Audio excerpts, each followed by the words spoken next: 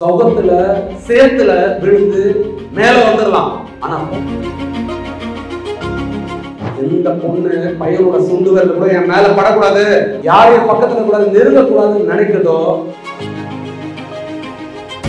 பொய்யா சுத்தி இன்னமும் நிறைய தில்லாலங்கடி வேலை பார்த்துட்டு தான் இருக்கு. அண்ணனுக்கு எல்லாம் தெரியும். ஆனா தில்லாலங்கடி வேலை பார்க்கும் போது ஒரு விஷயத்த யோசிச்சுக்கோ, அழிவு அம்மா அப்பாக்கு இல்ல. அவன் பாரு எனக்காக இவ்வளவு கமிட்டடா இருக்கான், ஏன் இருக்க மாட்டானா? அவன் பாரு 7:30 மணி பஸ்ஸுக்கு 6:30 மணில இருந்து நிக்கிறான், நிக்க மாட்டானா? இங்க நிக்கிறதுக்கு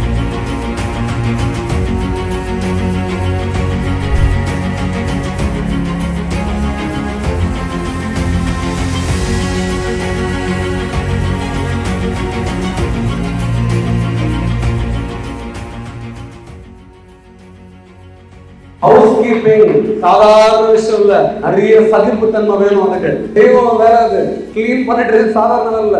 நீங்க உங்க வேலையை பெருமையா பார்த்தாதான் உங்க பசங்க உங்களை உயர்த்தி பார்ப்பாங்க. இது யாருமே சின்னவங்க இல்ல, டிரைவர் இல்லாத ஓனர் இல்ல, சர்வர் இல்லாத ஹோட்டல் இல்ல, நர்ஸ் இல்லாத ஹாஸ்பிட்டல், பெருக்கிற அம்மாங்க இல்லாத சுத்தமும் சுகாதாரமும் நோய் இல்லாத தன்மை இல்ல.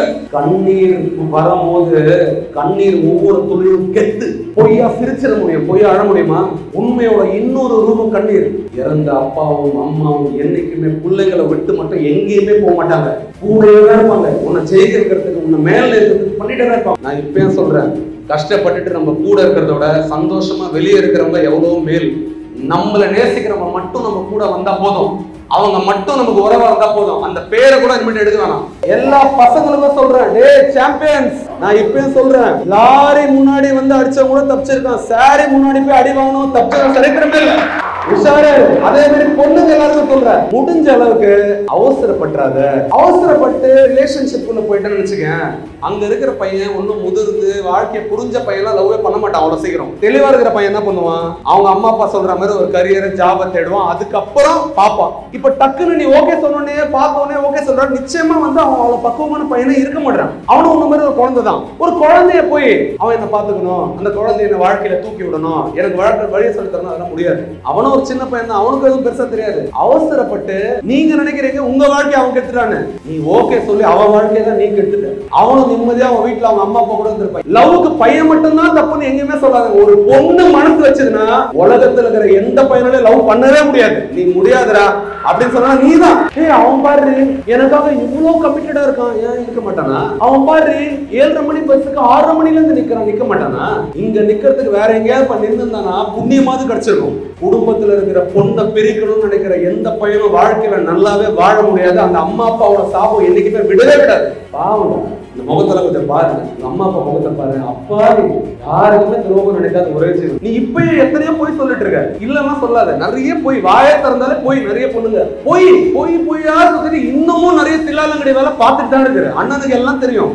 ஆனா தில்லாலங்கடி வேலை பார்க்கும் போது ஒரு விஷயத்த யோசிச்சுக்கோ, அழிவு உங்க அம்மா அப்பாக்கு இல்ல, மனசு கஷ்டம் உங்க அம்மா அப்பாவுக்கு, அழிவு உனக்கு மட்டும்தான். தவறான பாதையில இப்ப காலை எடுத்து வச்சிருந்தாலும் இன்னொரு கையை வச்சு காலை போட்டு பின்னாடி வச்சுக்கோ. ஒரு கால் வச்சுட்டோமே இன்னும் போய் தான் பார்ப்போம்னு சொல்லிட்டு போய் போய் போய் போய் கடைசியில எதுவுமே இல்லாத அழிஞ்சிருவேன். அப்பான்ற அந்த பாய் ஃப்ரெண்டுக்கு முன்னாடி எந்த பாய் ஃப்ரெண்ட் அழகு இல்லை. நான் நிறைய வீடியோல சொல்லியிருக்கேன், அப்பான்ற அழகு. சில பேருக்கு அம்மா தான் பாய் ஃப்ரெண்டு, கேர்ள் ஃப்ரெண்டு ரெண்டுமே அம்மா தான். இந்த ஜீவன்களை புடிச்சுக்கோ.